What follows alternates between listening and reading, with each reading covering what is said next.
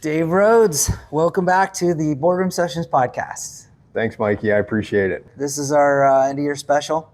And so our beginning of the year, goal setting, goal planning.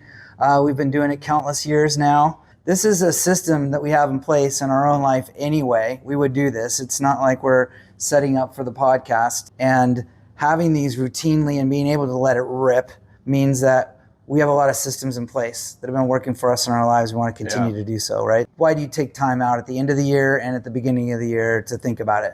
Well, one, I think it's fun. Like I genuinely enjoy thinking about the next year well ahead of time and thinking about what I want to do and what do I want to accomplish. It gives me a time to weigh in on how was the year before and what can I learn from that. So I think it's it's just a cool process. I really enjoy that process.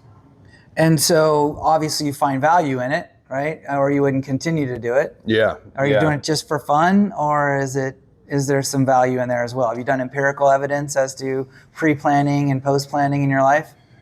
I mean, for good or for bad, I feel like I'm in a pretty good spot life-wise right now. I think, it helps me with balance. And I feel like that's where I'm really good. It helps me look at all areas of my life.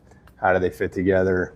And, keeps me in line. That's one of the benefits is you get an overall look at things, not just the goal, not just that one area, not just that one thing that you were trying to accomplish, but you get a good retrospect of what's been going on. Where have I been spending my time? What's happening that I like? What's happening there? Here's the deal. We've talked about this before. More people spend more time on their fantasy football league than they do planning their life.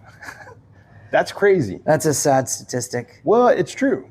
I'm probably guilty of it as well, but if I took half of that time, which I think I do, it'd be pretty powerful. It's crazy. As I take it all the way back to weekly planning, there's 168 hours in the week. If we take one of those hours on a weekly basis, you still have 167 left. You're going to get your return on that. That's it. So that I think those are the kind of things that fire me up and I'm sure we'll talk about a lot, but it's the main thing is plan it, whatever that looks like for you and however that works for you. I want to ask you about, for one, there's the why. There's the why for us, right? And so the why is it works. It gives us opportunity to look at different things in your life in different areas. There's empirical evidence in my life and lots of other people's lives that it works for certain to set goals and look at things. But I want to have a conversation to you about systems and identity and things of this nature that come up. But I want to first draw a line of delineation between some of the listeners here that I have conversations going with around manifestation and conversations that I have around goal planning and systems and identity and routine, which in my personal viewpoint world are just perfectly complementary things, right? There's a couple of schools of thought on it, though. Some people believe in manifestation as kind of a hippie concept around materializing things, thoughts become things, having an attitude or a resonance that attracts stuff into your life. And I'm all for that. And I do that at this time of year as well. And I do it in a different format. I build a vision board and I have lots of fun with it. And I put words down that I want to be at and spend a lot of time on a vision board. It's a little different feeling than what I'm wanting to digest today with you, and is a little bit more of what I would consider the nuts and bolts of planning my year and setting tone for what happened and now what's going to happen next. And a little retrospect and introspect and intention, right? Yeah. And so that's I think you get into the hippie, the manifesting. I think sometimes the words in itself will put people off. Sure. Really, and really it comes down to a simple things. Everything's created twice, right? Once in our head and then once in reality, right? Ideas are things. So I think that's just an important, call it what you want, but we create things in our head first before we go do it. Yes. In this process of that we go through on an annual basis and hit routinely after is right. it's ideas or things. The main point that cannot be separated from the two for me is my energy that I'm bringing into the equation. So if we have something I'm trying to accomplish on my goals, right, it is much easier for me to have intention around how I want to feel when I have it, so that I can get in alignment with that feeling and have it a lot faster and be there now, right? I can essentially become whoever I want to be by being that person. I need to first feel that feeling first. Yep. Right.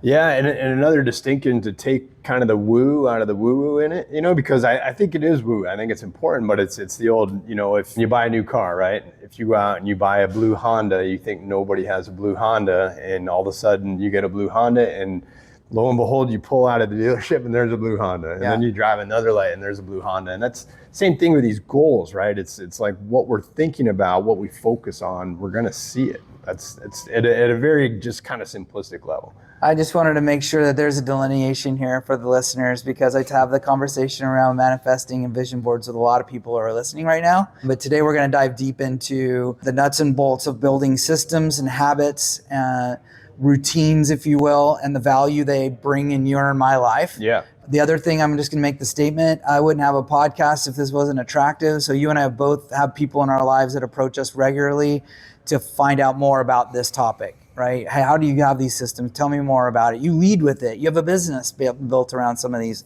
systems. So there's value, and hope you get it. And feel free to pass this video around to your friends as we get there. So how did it go? How did 2025 go? We're almost in the rearview mirror here. We got a couple weeks left. And then how do you do that inspection? What do you look at when you look in the rearview mirror? What are your inspection points based on? So 25 was the first year I followed Jesse Itzler quite a bit, right? He's entrepreneur, started a big jet company that he sold to Warren Buffett. He started Zyco, the coconut, but he's got a great goal setting format. And what he does is he puts it up on a calendar. It's big ass calendar. Big ass calendar. Yeah, it's a business for him now too. But this was the first year I did it, so I had a big ass calendar up on the wall, and I planned all my trips and everything, and they always on the calendar. So it's very easy for me to see all the cool stuff that I did. And it wasn't perfect. It was my first year, so I feel like it's going to get better. But when I look at that calendar, I can quickly see like the main things I wanted to do: the trips with my family, my Misogi for the year, our adventure, all that stuff. It's all right there. That's cool. And, I love his goal setting process because he simplifies it, and something that's very core to me, and I know core to you as well, is adventure, right? So his whole goal setting framework is all around that. So well, let's use this as a format. So dive into the Itzler philosophy of everything. His whole framework is basically plan your life first and then work after. Don't plan work or as and a part then of kind of your life fits in. Right. So that's his framework he's coming from. And keep in mind, he's super successful entrepreneur. He's married to Sarah Blakely, who sold Spanx for like $5 billion. So this guy's no stranger around business. So this is why this resonates for me so much. First, he does every year, he uses December as declutter month. Correct. So it's declutter. He wants to get rid of things. Just clean the slate. He wants to clean the rooms. Clear your closet out. Clear your closet, clear your books. Email box out. Yeah. Just get your life in order, right? Yeah. So it's all about, he calls it getting light, right? Get as light as you possibly can. So delete. And then he does another really cool thing that I've tried to adopt. I'm not quite there, but I will, is at the end of the year, he writes 25 thank you letters, right? Okay. So if handwritten thank yous. If he was on somebody's podcast, he'd write, thank you very much. I know you could have picked a lot of people. I'm really excited you had me on the podcast. So he'll write 25 of those, but that's part of his getting light process. So that's step one, right? Step two is he sets what he calls a Misogi. Right? Are you familiar with what a Misogi is? Misogi is an event on the calendar that has a 50-50 chance of dying from the exercise or failing, right? Yeah, failing. There's two rules, right? Don't die. 50% chance of failing. Rule number 2, don't die. Don't die.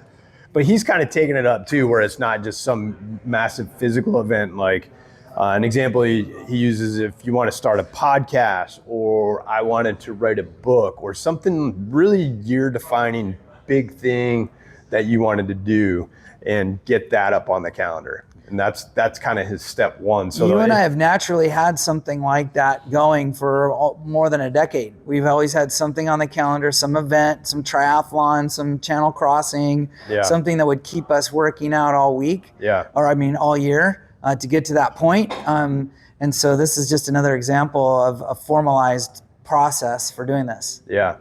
So step one, clear it out, get light. Step 2 is get your Misogi. And then in step 3, he calls it 6 Kevin's rules, right? So 6 mini adventures over the course of the year that you wouldn't do typically. Go to a museum, go on a camping trip, go, just do something cool that you don't typically do. And you plan those out. You say, I'm going to do 6 of them, and here they are. And then you have to make something happen on those events. And this is just his recommended thing. I think the point is plan what's important to you. Plan your adventure. Life-wise, Yeah, if you don't, it's going to fall into that one, I get a free weekend. And then that free weekend never comes. Yep. And you never do it. And the end of the year, you're like, dang it, I wanted more. In my case, I wanted more campfires than I got last year. Right. And so it never comes unless you start with that goal. And so he puts these on the calendar. Yeah, he'll put it on the big ass calendar, right, with stickies and everything, and there's colors, and it's cool.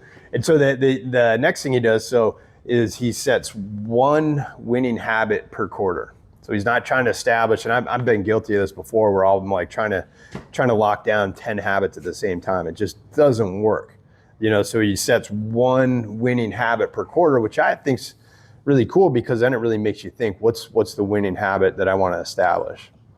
So an example would be meditation. Another example would be, I want to establish a habit of writing thank you cards, right? I want to establish the habit of what I'm trying to implement right now is not have coffee for the first 90 minutes of the day, because apparently that helps you build energy for the rest of the day. That would be a good one. And that's very hard. That would go under the fail for 25 for me, by the way. So, yeah. You had that as a goal? I had it as one of my quarterly habit goals. And, okay. Man, it's tough. Okay. For me. So you set a quarterly habit and you try and integrate that habit into your life. That's right. Okay. Yeah. Yep. I like it. So those are some of the things that go up on the big ass calendar. First, he has things like date nights go up there with his wife on a weekly basis. He tries to do 4 trips with his wife over the course of the year, just he and his wife. He does, I think he has 2 or 3 or 4 kids. He does one-on-one trips with his kids throughout the life. So all the really important stuff, right? All the when we die, we wish we would have done it stuff go up on the calendar first, because if you don't do that, then you're going to be on Zoom meetings all day. The other thing, if you don't do it, when you do stuff like that, you have an excuse to say no. Like, so if somebody says, oh, we have this trade show you got to go to, or we have this speaking invitation you got to go to, it's like, nope, I have this planned on my calendar. No, so it helps you prioritize what I think are the most important things. I like the fact that you're putting it on the calendar, that you're actually saying, I'm going to do this thing at this time. It leaves the guesswork out. Yeah. You've got to fit it in, and maybe there's a reschedule, but there's a reschedule of that thing. Yeah. And so I like that. I love it. I think he's got a cool process. We're not being endorsed by him by any stretch. Yeah, but it's cool. I mean, look him up on YouTube. You can find it pretty quickly. But I know we talked about it last year too. But I love that process. I'm gonna really lean into that again this year.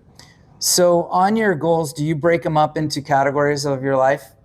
And if so, what are those categories? Yeah, I do. The way I've done it in the past that's worked really well is I have my call it my jumbo goal. And so I always say, just surf with your great grandkids? Surf with my great grandkids. Sorry. Right? So not surf with my grandkids, great grandkids. And I got to kind of hit the lottery to genetically, hopefully I get there. But that is kind of my guiding star, so to speak. So some person might be, I want to run a marathon when I'm 100.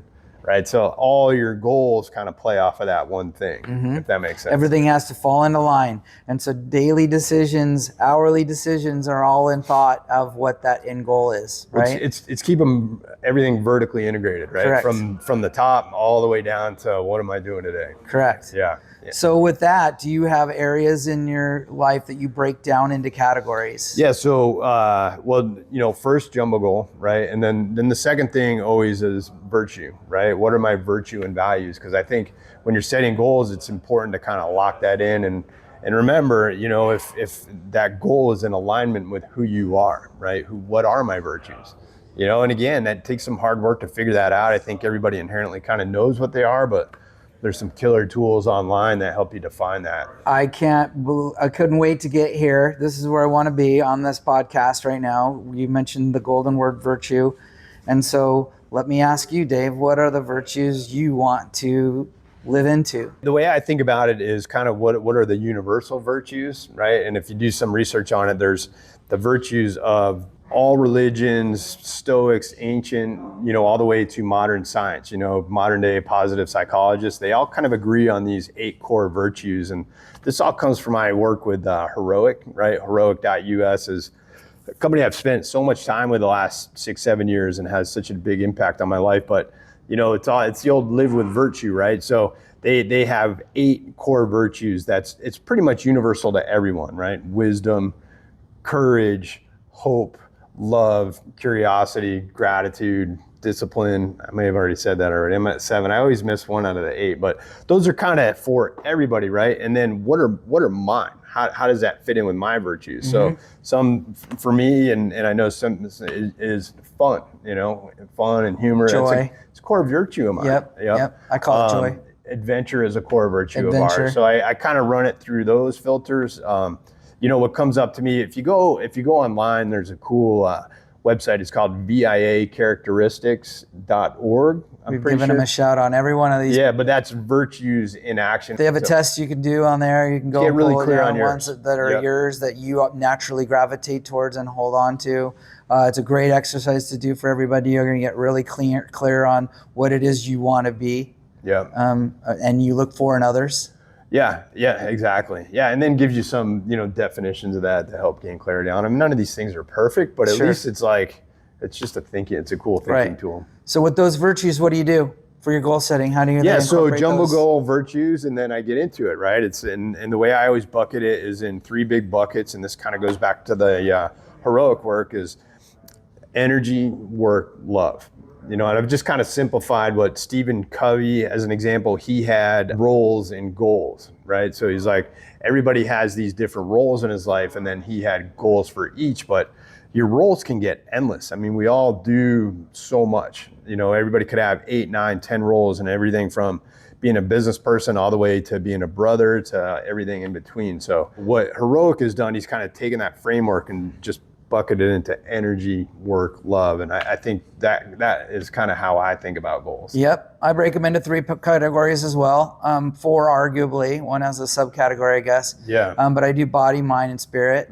I also have a 4th that would be called relationships, right? But I put relationships under my spirit column. Yeah. Yeah, it's similar. I just need a place to park a couple buckets and have a small number that I can focus on. Yeah. For different areas in my life. Yeah.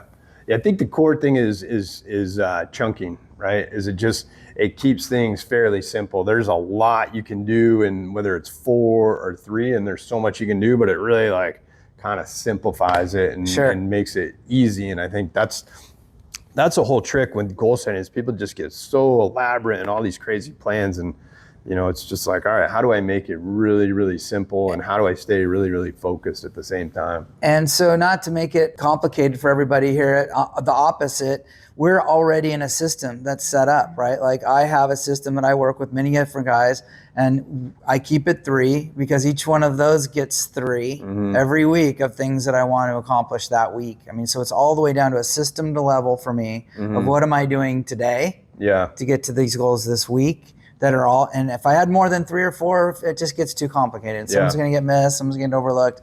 But if I can keep it simple and keep 3, I get a win. I get a win in each one of the categories usually, and hey, that's better than most. So anyway, the system, right? You have jumbo goal, right? That's hard work, right? Your brain should hurt a little bit spending time on that. Virtues, which you can figure out pretty quickly with these cool tools, and then all right, now it's time to start getting into my annual goals. And it's the way I do it: energy, work, love, yours, body, mind, spirit, relationships. And then I'd call it from there, it's the 3x2 or the 4x2. If you have 3 buckets of energy, work, and love, the 2 is 1, what am I gonna do? What am I gonna start doing? What habit am I gonna build in that bucket?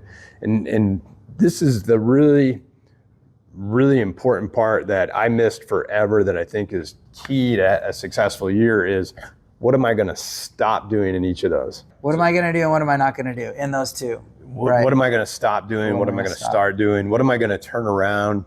But I think if you walk out in a goal planning session and you walk out with 3 really good starts in those big buckets and 3 really good stops, and you keep super focused on that for the year, you're going to have a pretty freaking good year. Yeah. And then amp it up with a big ass calendar and you're ready to go. That's it. That's how I'm thinking about it. That's how we've always done it. Yeah. And here's the winning formula, folks. Once it's done, then it gets inspected and it ends up getting done. Yeah. Right. And so if you set something in play like that, it just happens. And so the trick is in consistency, like anything else. Okay. Yeah. So here's a couple of hacks. So take this system Dave just talked about for his year. We then go backwards: quarterly, monthly, weekly. There's a weekly one. There's the most important one in my life. Is that what am I going to do for this week in these areas? And I put some specific things down for a win, and I share them with my buddies. Mm-hmm. I share them with you. I share them with Matt. I share them with Chris. I share them with guys who then read them, and then throughout the week will say, "Hey, bro, how are you doing on that thing?" Mm-hmm. And so they also know some of them are in play. Like one of my goals for the year, spoiler alert, and body is to surf 100 days, mm-hmm. right? Yeah. And so we can go back into that. There's a lot of conversation on this. But my buddies will then have that in the week. I'll say, hey, surf 2 times, surf 3 times based on the conditions in my weekly calendar. And at that point, they'll be able to ask me, hey, man, how are we doing? Let's go surfing. So a core piece for you is having a good set of buddies that you can bounce this off of and hold accountable to. Consistency and accountability. Yeah. Yes. Yeah. And so I'm consistent to myself. I have them as accountability to be more consistent. So I believe in consistency. I believe even if I'm not making the mark, at least I'm trying and I'm back at another bat, taking another at bat, taking another at bat at this goal. There's value in that, but typically stuff gets done. If it gets on my calendar, it mostly gets done. This in itself is a system, right? Yes. We're going to sit here and talk about it. We better be doing That's exactly right. And so it's been that. That's what's going on in my back of the head right now. It's been that. I can't tell you how many people I've met in a hallway at a trade show, in Vegas, and we've had a conversation about this podcast, and they've told me how they started writing goals, and then they become in my text string, and then we start becoming accountability friends on stuff.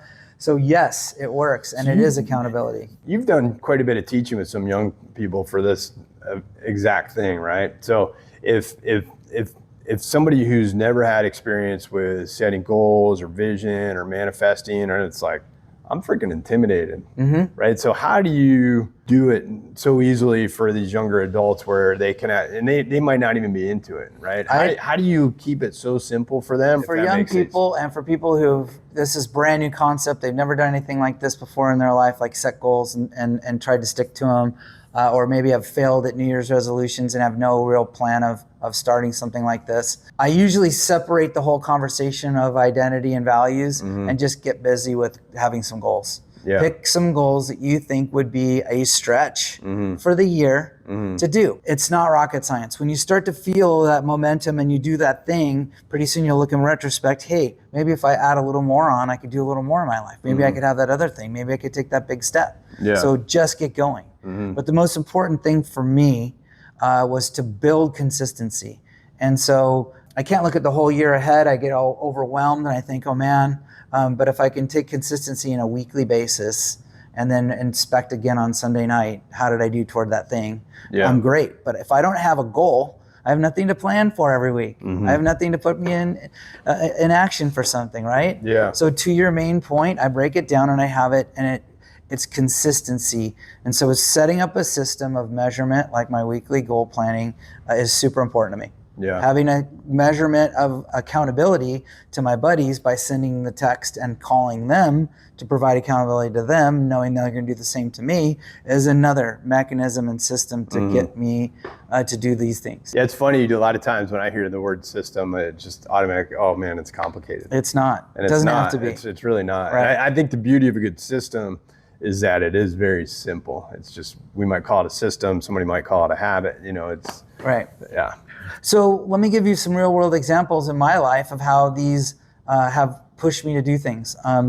So it's difficult to get up very early and go do some activity solo, maybe even like I did this morning, right? I had to load up a boat and go down to the marina and be there pre-sunrise, get out onto the water. I didn't even get a sunrise today, frankly. It was overcast, foggy, but I still got a 4 mile paddle in very early this morning and was up and at it. early, right? Yeah. That is something I found value in, and then stated to myself, I want more of that, and then had to put that down on a piece of paper many times and made myself say, oh man, I'm tired tonight. I don't want to go do that paddle tomorrow morning. I was up late watching a football game, but no, I know it's on my weekly calendar goal. There's some weather happening later in the week that's going to prevent me from it. So if I want to sneak that in, I said I wanted to do that thing, I had to go today. Yeah. Right? So I did it. But I felt immediately grateful for the activity, for all the right reasons, for all the reasons why I want to go do that thing.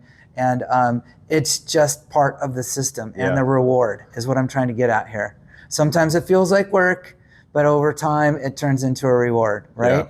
Jocko Willink, one of my favorite leaders in the whole wide world, was just hearing another podcast of his today. He made it to the Sean Ryan show for the first time. At any rate, he says discipline equals freedom, right? And so the more discipline he has in his life, the more free he is to make decisions around his life and be the man he wants to be. Yeah. That sounds ironic, or it sounds like a contrary thing, but being disciplined gives me more freedom in my life to do the things I want to do. Without a doubt. So not overcomplicated. Start the year, pick a couple things, cut in the categories that you want, get after it. So give me some examples, Dave. Energy, work, love. What's on the 2026 goal? We're gonna have everybody here hold you accountable. Well, I haven't said it yet, so let me be. But I have been thinking about 26 on as far as the Misogi, the Kevin, the 6 mini adventures. Yeah. So I'm going back and forth on the Misogi. Kevin's rule, as he calls it. But I think the Misogi for me this year is going to be Mount Whitney. Mount Whitney. Yeah. You thought about that or talked about doing that too many times. Yeah. So I think that's kind of where I'm leaning to for that. Okay. What is Mount Whitney? That's how many vertical feet and a climb? I'm sure a lot of people know, but it's the highest peak in the lower 48, right? Yep. Which is ironically very close to the lowest point in the lower 48, or the lowest point is Death Valley. Yeah. But anyways, I think you can get up and down in one day. It involved going to the portal, camping nearby there, staying in a place nearby there, and going up at 3 a.m. and getting down. Quite a hike though. It's all straight up a hill. It's steep. Yeah, I did this killer trip with my son last year that I'm calling my Misogi, where we did the Catalina Trail, which is a 40-mile hike and Epic. camping, and that was it's really fun to look up on the calendar and see that I got to do that with my son. That was cool. Yeah. Good dad time. Good dad and son time. Yeah, good solid time. Out under the stars in the Catalina. Yeah. Epic.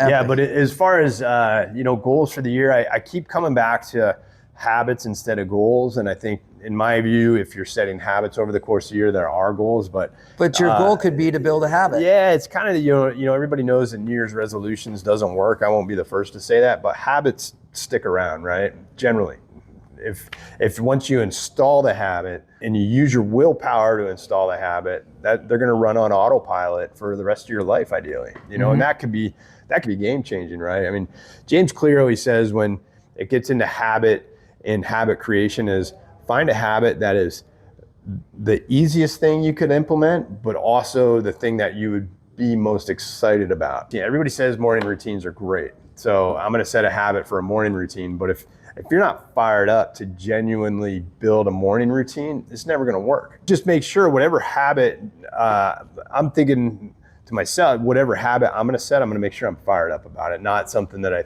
think somebody thinks would be good for me. It helps to have some passion to keep a goal going. Yeah, so it's not to say, I think the way we set goals and objectives for the business are pretty well baked into our company. So I'm really gonna, when I'm talking about personal goal setting, it all goes together. But I'm definitely thinking in terms of what habits do I need to build to hit the goals, right? What process do I need to follow? And really, process are just a series of habits if you think about it. So, and I've heard it stated, by folks that you look at the goal and then you think of what habits and skills and information and routines am I going to need to achieve this thing, right? And you break it down. I took a class from you here in your office once where we broke down our top 10 and we looked at the skills and traits that we needed to utilize to get that thing that we did in our life. And then apply that to the next thing that we want to do. I've already done it. I've done these things. I've built these skills. I can build a few more skills. That to me was an epiphany. I thought everything was net new, that if I wanted to do something new in my life that I didn't have, I'd have to go do something new. Well, no, there's some things that I used to get here that I can use to get there, but I need to sprinkle in a few more things. Yeah. That's a big difference between having to reinvent and restart and relearn. We've all done really cool things throughout our life, whether you think you have or not. We have, right? And it's really important to take inventory on those, right? Because you go out and you're going to set all these big plans and jumbo goals and vision and everything. And it's really important before you go review that to remind yourself, hey, I've done all this cool stuff in my life. You know, it could be everything from having kids to, you know, coming back from terrible hardships, which a lot of people have. And I always found, you know, when I took inventory on the top things I've had, it's always been the hardest things that have happened to me that end up being the best things, right? So it's like, when I'm thinking about my future, I'm thinking, hey, I've done all this stuff. I've overcome all this stuff. So it kind of gives you the proof that you can go out and do all this other stuff. That's right. And we took it to another level in the exercise, which I do now, is what are the things I utilize to help me get there? Yeah. Right? What was it? That tenacity, consistency keeps coming up, right? If all I have to do is show up and a lot of things happen, then man, I better build some systems on showing up on time, right? Yeah. And so that's how it works. And if you learn that tenacity and overcoming things, then when you get kicked in the teeth, you're like, oh, this is one more thing I'm going to have to overcome. Yeah. Right. And so it's just. Well, you like learn to appreciate the suck in the moment of how good it can be, as opposed to, you know, some things for me, it took me decades to figure out that was the best thing that ever happened to me. That's right. Tony Robbins teaches us, right? If you're going to blame somebody for something, you better thank them for whatever you have too. Sure. And so those skills and habits, you're going to create some skills and habits this year. That's right. Right? Yeah. Yeah. Or learn some skills, create some habits. Yeah. Okay. Yeah. We got this little AI thing that I think is paramount to skill building. It sure is. Just, yeah. Yep. Yeah. We've, Dave and I have been on a podcast journey, learning all kinds of fun stuff about AI, and we'll save that for another podcast. And I'm sure there's been a lot of them being recorded this very moment here talking about AI, so we'll spare you. Well, you can just drop AI in front of this and call it an AI podcast. That seems to be what everybody's doing. I'm setting my goals. I've got some things down. I know what I want. What do you got down? What are you thinking about? Well, I'm going old school with the body. I'm going back to surfing 100 days. I love that. And so you and I, you inspired me at one point to actually go for the 100. We crushed it a couple years in a row, and then one year, I think my goal was 150. Mm-hmm. I think I got close. You got over it even at that time. Yeah. And so let me just break it down for you why. I have evidence in my life that the more I surf, the more money I make. And this last year, I did not get anywhere near 100, and it wasn't the greatest year ever. It was just not. It wasn't bad. It wasn't the best year it's ever been. Yeah. And so Matt, a good friend of ours, and I have gone and looked at our W-2s and seen how they progress throughout the year, and every year that we surf more, we make more money. And so I'm rolling with that. Sounds like a book. I'm rolling with that. And so sounds like a new podcast. I think there's some things in there if you want to really break it down on why that happens. I think one, energetically, I'm planning my day. In order for me to go surf in the middle of the day, I have to literally be super buttoned up, tight windows of work time. I have to time block effectively, which helps build a cascading effect of my time is more planned. Right. Second of all, I think there's some release that goes on out there in the ocean. I'm not stressed as much. I'm not worried as much. I'm more playful. I'm definitely lighthearted. So then there's this allowing thing that happens where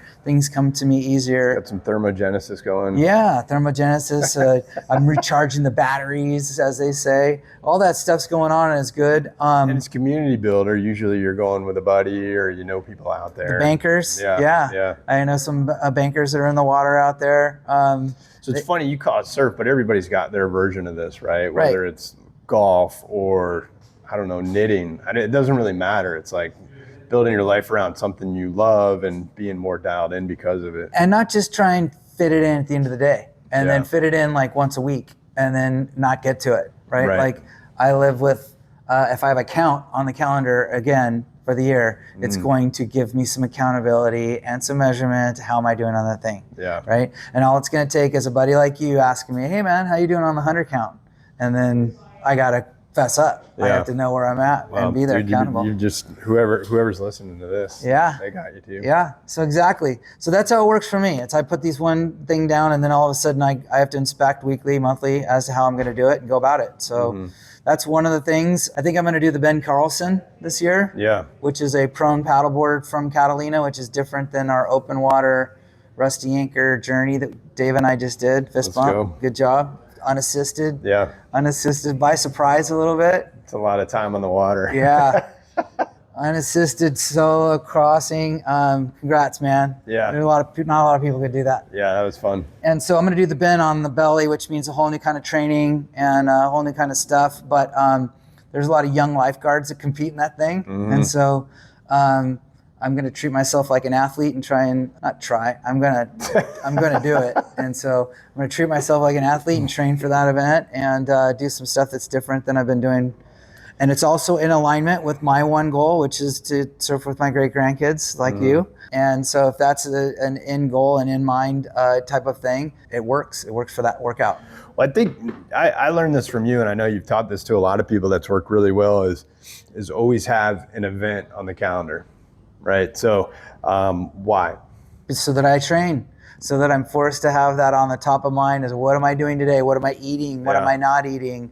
What have I worked out? Have I rested? Have I recovered? Yeah. You dial it in. You get it up under your ear before everything else gets in there. Yep. And I think the real it's it's kind of the old, it's the journey, not the destination. Like the real benefit is the training. The real benefit is the discipline that you got to do.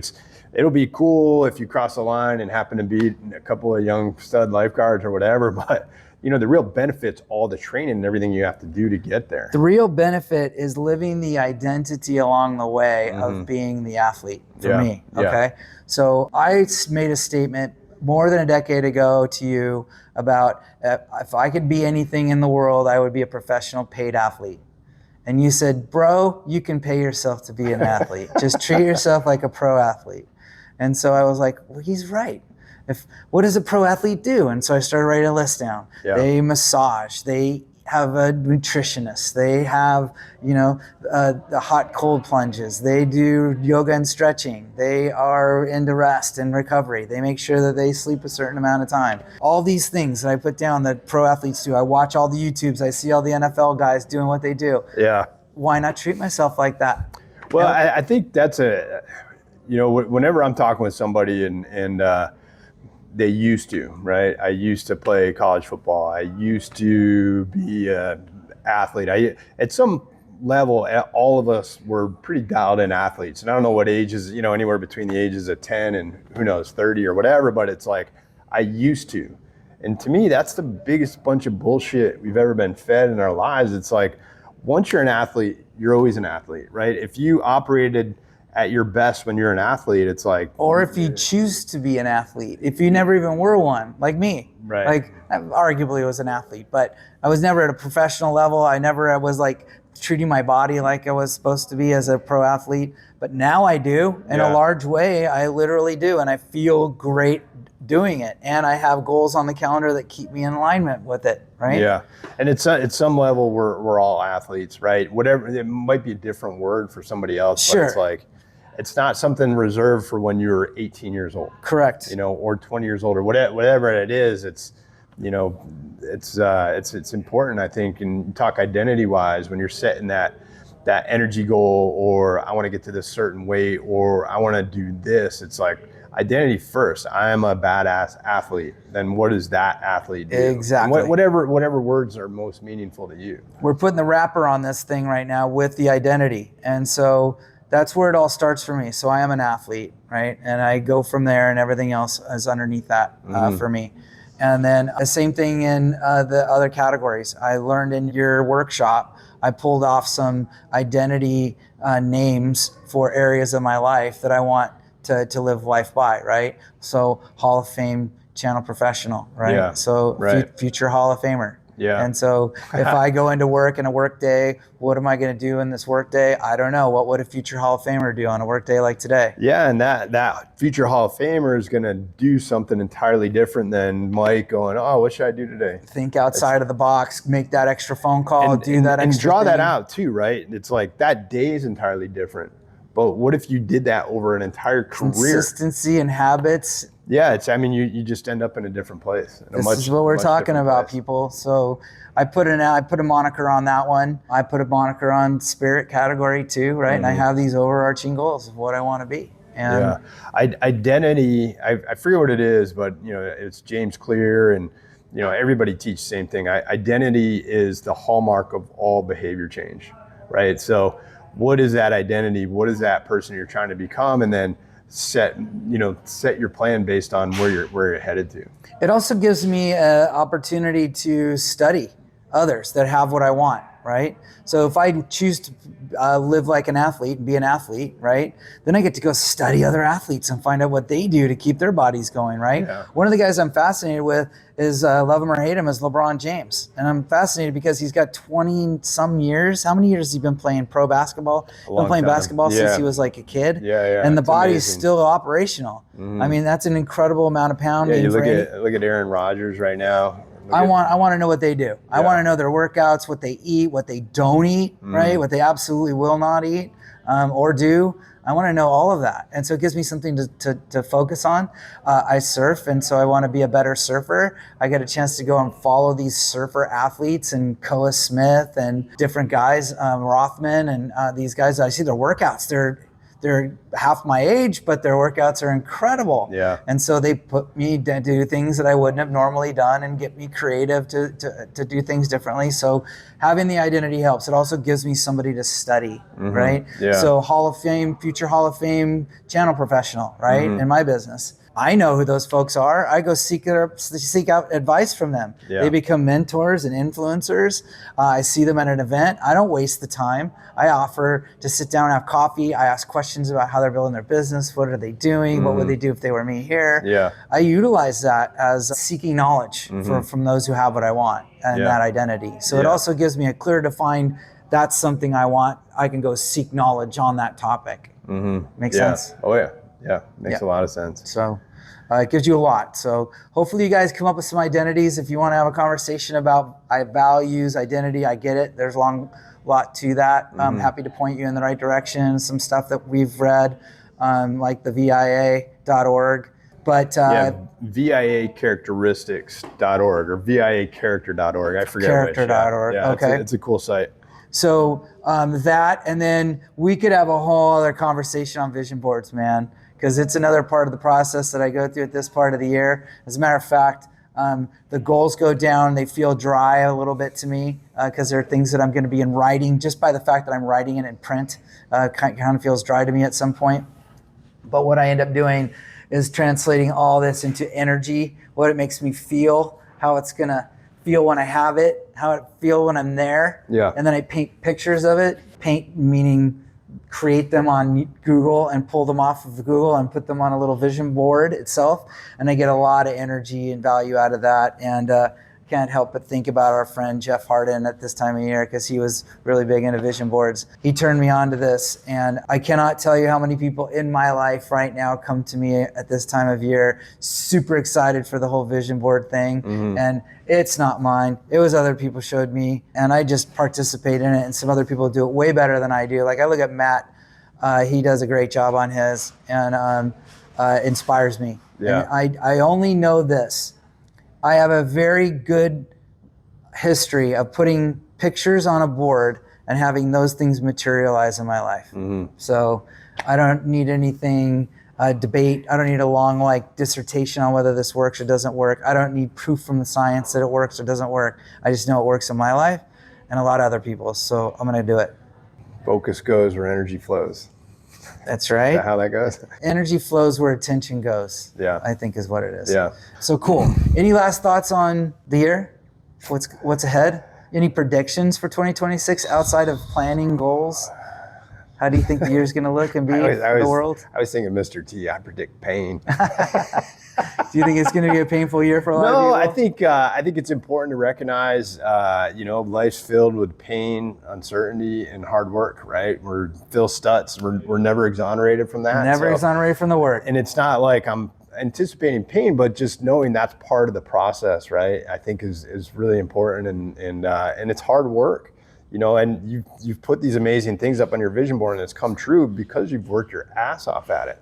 You're not slapping these things up and it's happening. It's like, it's giving you the focus of that's what you want to do. And then you're working hard to get that stuff. So I don't know if that predicts 26 or not. I think it's going to be an amazing year. I think we're in a really, really exciting time as human beings. I know the media and the news always tries to tell us otherwise, but their goal is to get our attention, and our attention's, we all know this. So I think we're in an amazing time. I think we're in an absolutely beautiful time in human history, and I think it's going to be an absolutely amazing year. I agree. And I think regardless of what happens in 2026, my intent is to bob and weave, adapt and overcome. And I'm doing what I can, controlling what I can control. Yeah. And staying focused on that. And everything else is noise. If I can't control it and I can quickly come up with that's out of my control, I'm out. Yeah. I've got other things to do right now. Yep. And I'm focusing on those details. I'm trying to live with a smile on my face every day,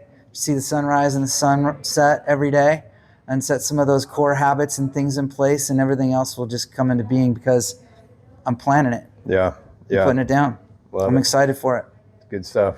All right. Well, good luck to you, Dave. I'm sure we'll check in. Same to you, brother. Yep. I commit to the podcast here that we're going to have a podcast every month. I've got plenty of interesting people to be meeting with, and I've been procrastinating enough.